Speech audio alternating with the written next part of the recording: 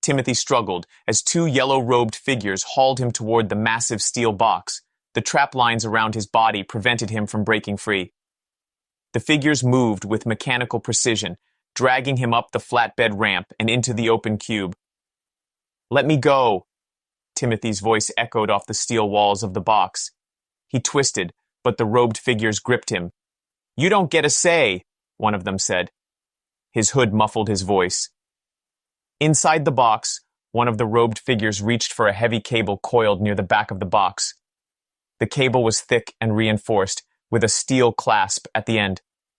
"Secure him," ordered the other figure. He locked the cable around Timothy's waist with a sharp click. Timothy pulled against the cable, but it didn't budge. "Close the door," one of them said. Grabbing the edge of the massive steel door, the second figure swung it shut with a loud metallic clang. The sound echoed across the property. Below the flatbed, Jade clung to one of the thick beams. The vibrations of the activity above traveled through the steel, making her muscles ache as she held on. Her breathing was shallow, her heart pounding in her chest. She peered out, just enough to see what was happening. The flatbed truck's engine revved, and the vehicle jerked forward. A large bus painted in dull gray pulled into the driveway, its doors hissing open. "Move!" one of the robed figures said. 90 of the yellow-robed figures turned in unison, their movements synchronized. Each held an assault rifle close to their chest as they filed toward the bus. They moved in pairs, their robes swaying with every step.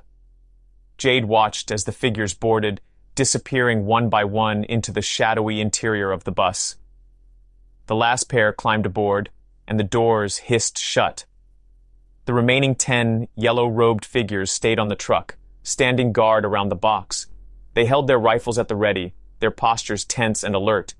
The flatbed truck's engine roared louder, and it rolled down the long gravel driveway, the bus following close behind. Dust rose in thick clouds, swirling in the air before settling back onto the ground. The vehicles turned onto the main road. Jade clung to the frame under the flatbed, her fingers gripping the cold metal. The vibrations of the moving truck rattled her bones, and the occasional pothole sent sharp jolts through her body. She gritted her teeth, her muscles straining to keep her steady. Get the Timothy Tibb epic fantasy thriller book series now.